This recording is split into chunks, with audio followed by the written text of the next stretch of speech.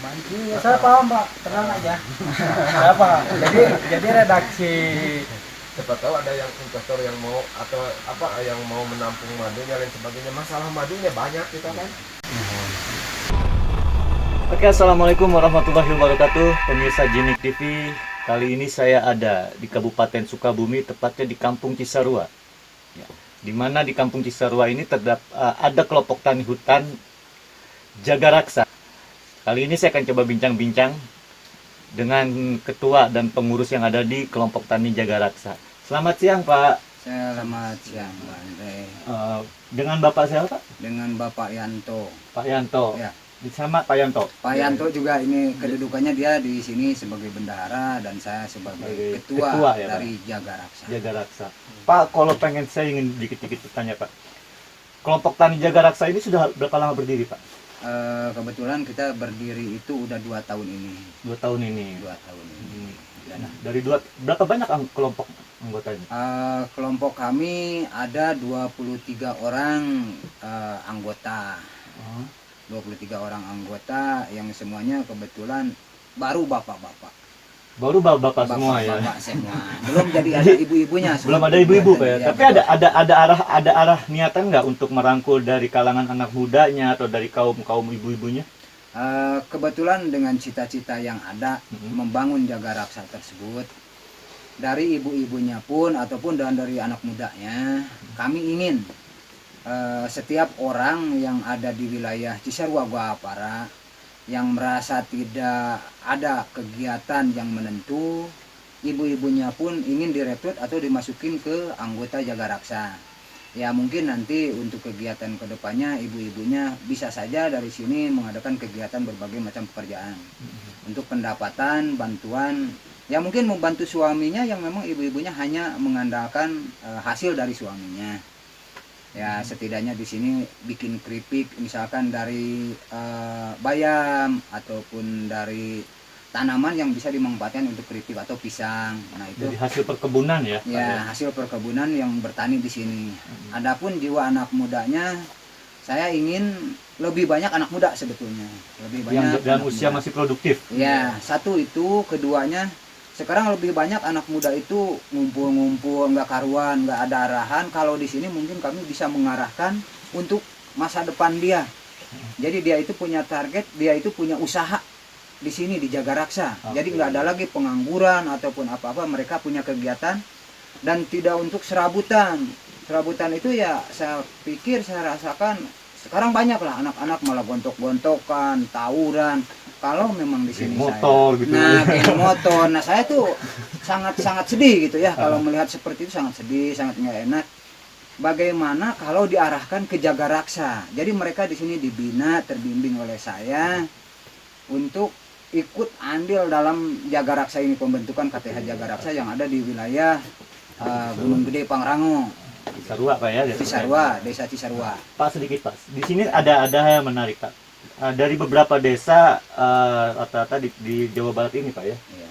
Mereka lebih banyak membentuk kelompok tani hutan. Mereka lebih condong ke pertanian, mengelola hasil kebun gitu, atau ada juga yang membuat produksi entah dari bahan pertanian gitu Pak ya. Tapi di sini Bapak membudidayakan lebah madu trigona. Betul. Ya Pak ya. Betul. Lebah madu trigona ini Pak, apa yang dimaksud dengan lebah madu trigona Pak? Lebah madu trigona itu kalau memang di hutan-hutan yang memang ada di wilayah Indonesia, intinya di negara Indonesia itu lebah madu tersebut banyaknya lebah madu hutan. Yang memang kalau lebah madu hutan itu secara inti nggak bisa dipelihara dengan begitu saja dan dimanapun. Kalau jenis yang dipelihara di Jaga Raksa itu lebah trigona ataupun tewel. Tewel itu dalam bahasa Sunda atau itu bahasa mungkin dari berbagai bahasa. Sebab intinya gini, kalau dibilang tewel itu beda dengan lebah yang lainnya. Lebah yang lainnya yang menyengat. Kalau untuk tewel, jenis apapun dari 4 macam, ada trigona, ada lencen, ataupun ada apis, itu mereka nggak menyengat.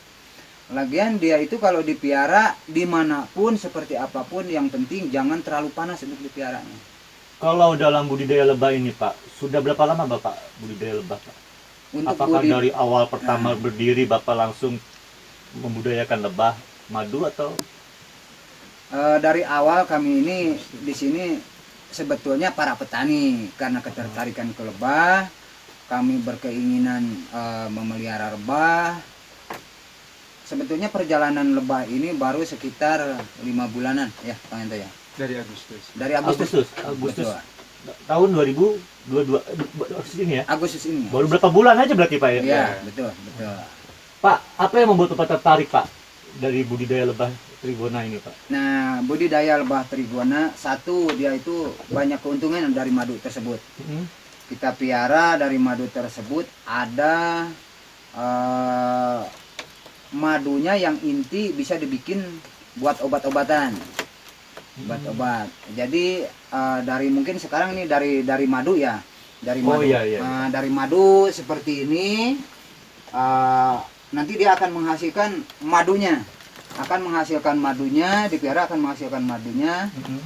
Nanti dari hasil madunya tersebut, dia itu bisa dibikin ya satu untuk minuman, paling itu untuk minuman, untuk kesehatan, untuk strong lah kalau ini ya. Menambah stamina tubuh ya Pak, artinya, Stamina Pak ya? tubuh. Yang keduanya dia juga bisa dipergunakan bila mana anak-anak yang ada di daerah sini bisa dipakai untuk pengobatan panas ataupun step Madunya tersebut. madunya tersebut. Nah, ampas dari madu tersebut bisa dipakai untuk pick up.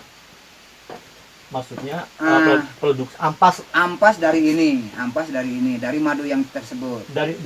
Madu ini ampas dari hasil madu yang sudah Yang udah dicetak seperti ini. Oh gitu. Udah dibikinkan madu, ampasnya itu bisa dibikin buat kecantikan, produksi buat ya. perawatan, Buat ya. satu bahan make up ya Pak ya. Buat make up Produksi juga. make up. Nah itu keuntungan dari lebah madu yang kami piara.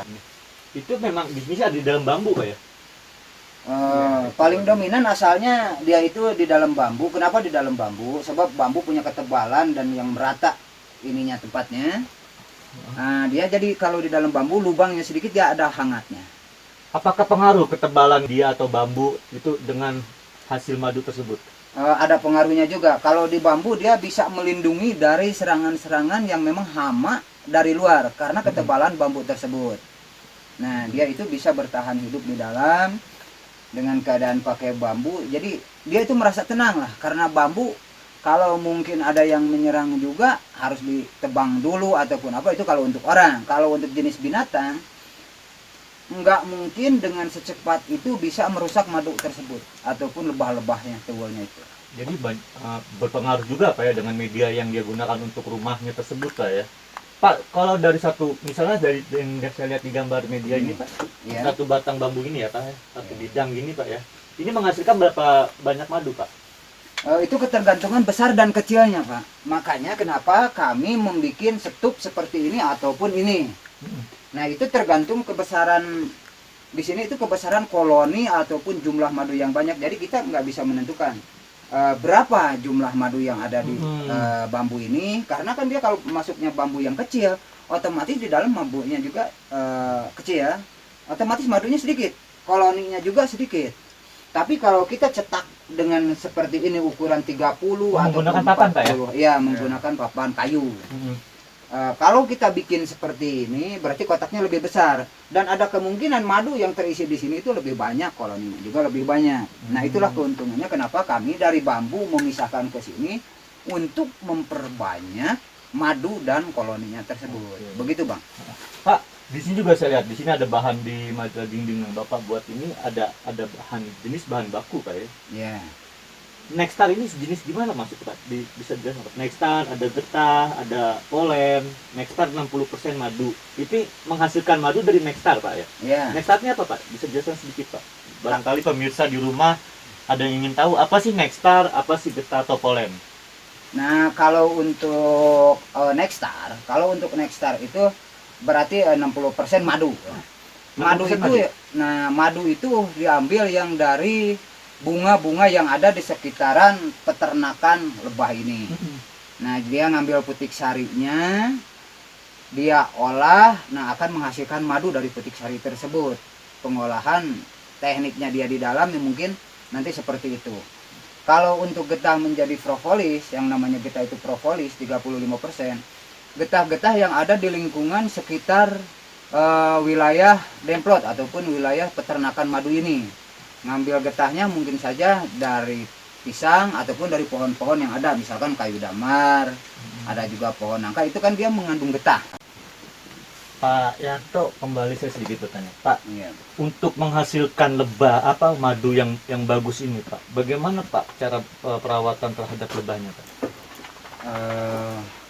Kami memelihara lebah madu tersebut. Intinya dia bisa beternak dan bisa singgah dimanapun, tahan untuk segala cuaca. Juga ketertarikannya dari madu itu dia bisa berbagai macam penyakit ataupun jenis penyakit yang memang bisa diobati dengan madu lebah tewel ini. Karena untuk lebah madu tewel, satu, perekonomian kita itu lebih besar ketimbang madu yang lain, dengan harganya pun lebih tinggi.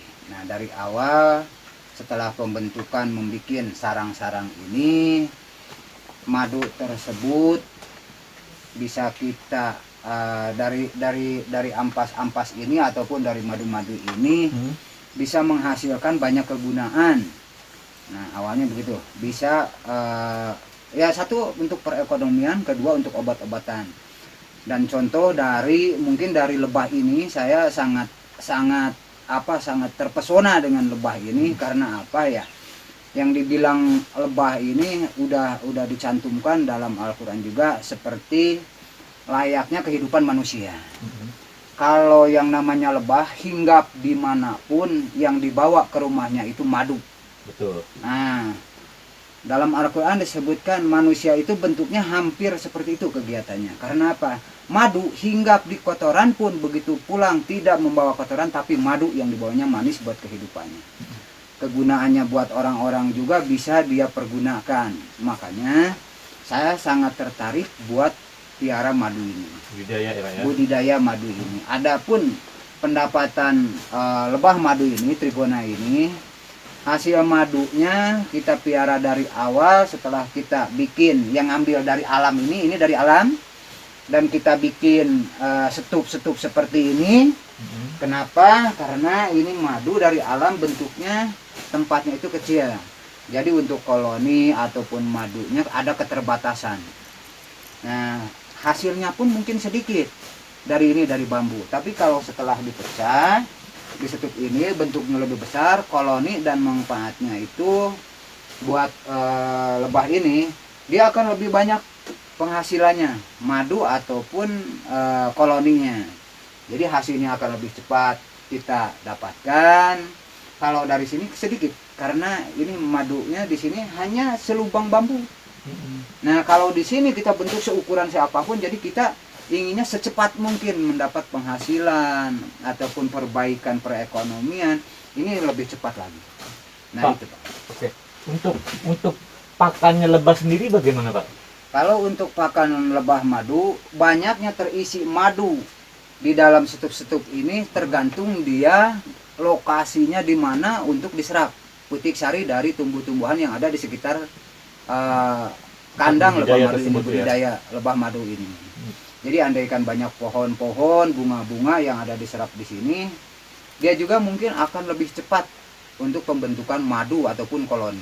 Itu. Ada ini nggak Pak? Ada kriteria khusus nggak? Atau ada bunga khusus atau pohon khusus nggak yang kira-kira untuk lebah ini lebih bagus untuk produksi madunya? Ada Pak Yanto ya? Jenisnya pohon apa Pak Yanto? Yaitu kalau bunganya itu kan bunga air mata pengantin. Air mata pengantin. Kaliandra di sekitar kita itu banyak di sini, makanya kita Demplot juga di sekitar sini. Dan tadi itu aspek lingkungan juga kan kita perhatikan, kayak cadangan makanan di sini kan kebilang bagus, kayak jeruk-jeruk kan. Itu menghasilkan bunga terus. Alpukat juga kan sekitar sini. Ya kebetulan di sini lingkungannya itu kan udah buat lebah ini ya cocok gitu kan. Di samping tadi itu kan kita yang kayak bunga air mata pengantin itu kita emang siapin Kalau yang misalkan kayak kaliandra di sini kan di alam di sini juga udah menyediakan kaliandra itu. Oh gitu Pak Yanto. Terus untuk menghasilkan madu ini Pak, ini kita lihat ya. Ya. Pemirsa, ini hasil jenis madunya yang sudah dihasilkan oleh petani Jagaraksa Kampung Cisarua. Pak, untuk mendapatkan sebesar botol kecil ini untuk butuh waktu berapa lama Pak? 3 bulan. Ini. 3 bulan Pak ya? Ya. Untuk sebotol kecil ini kurang berapa mili kira-kira? Oh, biasanya kita per setup Pak, itu bisa jadi misalkan per setup itu bisa 100 sampai 200 mili per setupnya menghasilkan madu. Terus? Nah untuk yang misalkan kalau misalkan dia produktivitasnya bagus bisa sampai 200. Produktivitas bagus itu artinya jumlah koloninya itu banyak di dalam satu setupnya. Nah dia bisa sampai 200 mili per 3 bulan. Sejauh ini Pak, dari bulan Agustus, September, Oktober, berarti baru 3 bulan Pak ya? Ya. Sudah berapa banyak stup yang Bapak yang terisi untuk saat ini? Nah kita kan kemarin itu kan pertama datang itu kita 30 stup. 30 stup ya, di bulan Agustus Pak ya? Agustus. Nah bulan September, alhamdulillah kita udah pecah koloni. Pecah koloni itu 18. 18 karena yang sisanya itu kita perhatikan juga koloninya masih sedikit. Nah yang udah siap itu 18. Nah 18 kita udah pecah koloni sehingga total sekarang itu menjadi 48 stup yang ada. 48 stup Pak ya? Ya. Nanti mungkin kita bisa melihat ke stupnya. Sangat bisa. Bisa. Pemirsa, di sini sudah cukup jelas ke penjelasan dari Pak Yanto selaku ketua dan Pak Yanto kedua ini selaku bendahara. Di sini ada sisi menarik. Ternyata bunga yang disebut bunga air mata pengantin itu lebih bagus untuk lebah agar bisa memproduksi madu yang cukup super ya Pak Yanto ya. Iya, sama kaliandra. Pemirsa, coba kita keliling-keliling wilayah tersebut, kita lihat seperti apa sih bunga pengantin dan seperti apa studi atau tempat Pak Yanto beserta teman-teman di sini membudayakannya. Saksikan terus Jimik TV. Pemirsa, kali ini saya sudah ada di dalam demplot dari budidaya lebah madu trigona. Dan di belakang saya atau di samping saya kita lihat inilah stup-stupnya. Stup-stupnya Pak Yanto ya? Betul, stup ataupun box. Ada berapa banyak Pak Yanto? Sekarang 48. Sekarang 48. Oh, dari satu jenis lebah. Satu jenis lebah. Lebah trigona. Pak, di sini saya lihat Pak ada semacam ini Pak ya, apa ini Pak nih? Ini apa yang disebutnya Pak?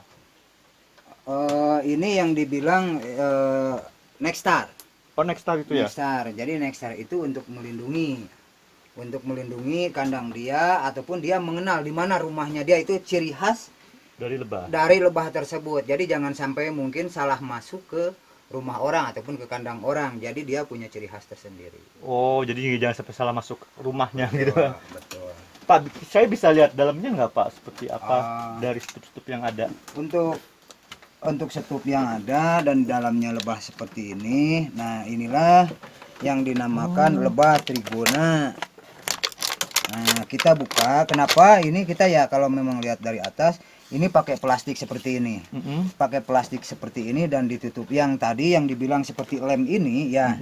Nah, ini untuk mengunci dia dari hama-hama yang mau masuk ke sini. Jadi plastiknya pun susah. Ini mereka sendiri yang sendiri yang ngunci di dalam. Dari lem ini, dari getah-getah pohon yang ada di sini. Dari dari kayu damar maupun getah nangka. Nah, dia dibikin seperti ini. Kenapa? Dan kenapa kita pakai plastik? Intinya plastik ini untuk mempermudah kita melihat seperti apa di dalamnya, udah seperti gimana madunya di dalamnya, koloninya udah penuh apa belum. Jadi untuk menguntungkan kita mengontrol. Kalau tidak pakai plastik kan ini di lem. Betul. Seperti ini nggak bisa ini.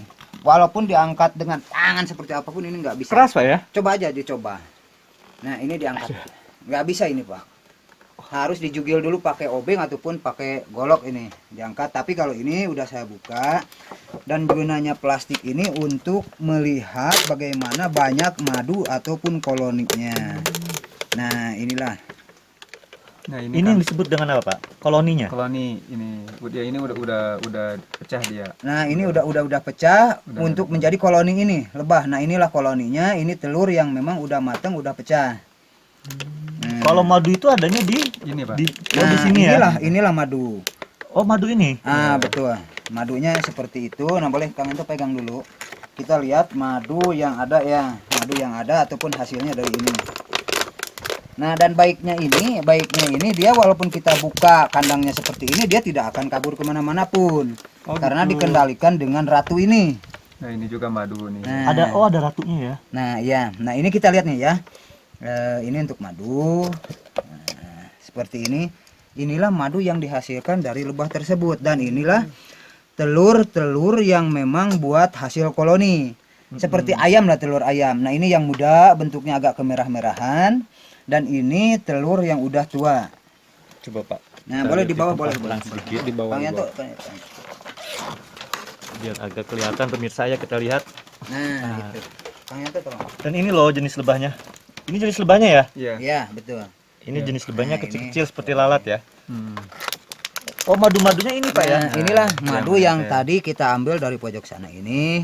Nah, ini telur muda yang dimana telur muda ini bisa kita simpulkan. Kalau ratu itu biasanya singgahnya di sini. Kalau ini kan untuk pemecahan, untuk memperbanyak koloni. Sekarang kita baru pisah aja, baru pisah beberapa hari. Ini telur udah memecah, jadi koloni udah banyak. Ini yang udah pecah, udah menetas. Kalau ini telur muda, yang dimana ada ratu di sini. Nah, Pak. ini yang udah tua. Pak, seperti apa ratu lebahnya? Kalau ratunya lebih besar daripada ini dan badannya itu agak sedikit seperti macan. Oh. Ada warna putihnya, belang-belang Ada seperti itu. apa? Makanan yang ada di seputaran hutan di sini itu maksimalnya 6 bulan sebetulnya. Berarti usia 6 bulan dia sudah produktif lagi. Udah produktif lagi. Tapi berhubung di sini makanannya banyak, baru aja tanggal 11 bulan 9 kita pecah. Sekarang pun dia udah menghasilkan banyak madu lagi. Karena ini bukan kita bohong ya, kalau kenyataannya emang udah seperti ini, Sudah udah ada menghasilkan madu ya? lagi, udah menghasilkan lagi, padahal baru dipecah tanggal 11 bulan 9. Sekarang aja udah banyak, apalagi menunggu 3 bulan ataupun 6 bulan karena mungkin cukup makanan yang ada di wilayah di sini. Gitu. Pak, untuk lebahnya tersendiri Pak, ini saya agak bertanya Pak. Memang dia datang sendiri atau Bapak sempat cari bibitnya atau? Kalau untuk jenis-jenis lebah yang seperti yang namanya tewel ataupun jenisnya macam-macam itu sebetulnya ada di alam juga. Tapi kalau untuk mencari di alam kita nggak mungkin langsung dapat beberapa box. Nah, kebetulan di wilayah Jawa Barat Sukabumi di sini banyak peternak-peternak lebah tersebut. Buat trigona ini ya? Buat trigona ataupun apis ataupun apanya itu banyak yang piara. Makanya saya membeli dari mereka bibit-bibit tersebut. Tapi jadi bibit tersebut bawa beli, tapi mereka di sekitar sini aja ya Pak berterbangannya mencari makannya Pak ya? Betul, untuk keterbangannya karena keterbangan dia itu jauhnya cuma 300 meter. Oh. Dari sarang ini dia terbang mau ke depan. Dari stup-stup ini ya? Cuman 300 meter. Dia itu paling enaknya di lembah. Di lembah yang ada di sini. Kalau dia di atas, dipiaranya di atas, dia mungkin nggak kuat angin ataupun terik matahari karena dia itu. Sekarang kita bayangkan aja, kalau memang terik matahari lebih banyak masuk ke kandangnya dia, si madu akan meleleh, jadi tidak akan menghasilkan anak ataupun koloni. Jadi faktor cuaca berpengaruh ya? Berpengaruh juga. Dan lagian untuk hasil yang maksimal itu apabila di sini cuacanya banyak hujan, karena mungkin dari kandang ini dia jarang keluar, madunya pun akan berkurang. Nah itu. Tapi kalau musim kemarau dan di sini memang udah siap bunga-bunga yang ada, dipersiapkan juga dari alam juga. Ada bunga dari di sini itu udah penuh. Nah, dia akan menghasilkan banyak madu seperti ini walaupun baru tanggal 11 bulan 9 dia dipecah udah banyak madunya. Nah, itulah. Itu. Pemirsa, demikianlah penjelasan dari Pak Yanto, Ketua Kelompok Tani Hutan Jaga Raksa ya Pak ya? Iya. Betul. Yang berada di Kampung Cisarua, Kabupaten Sukabumi. Tentunya banyak lebih banyak lagi lebah. Untuk lebah ini, di usia berapa lebah-lebah yang ada sekarang ini Pak? Kalau lebah yang ini kemarin berhubung dipecah ya pada tanggal 11 bulan 9 ini baru dipecah. Tapi kalau untuk yang paling banyak menguntungkan hasilnya untuk madu banyak, dia itu termaksimal dari makan. Lebah di sini juga akan lebih banyak lagi memproduksi madu. Pak, ada nggak harapan ke depan Bapak? Mungkin ada Bapak yang ingin Bapak sampaikan untuk pemerintah Kabupaten Sukabumi untuk membantu budidaya lebah tersebut, Pak? Nah, untuk penanganan ini kepada bapak-bapak pemerintahan mungkin ya, kalau kami itu hanya rakyat biasa yang ingin mengembangkan, sedikit banyak dalam hati tergores, kebanyakan orang-orang itu tidak bekerja.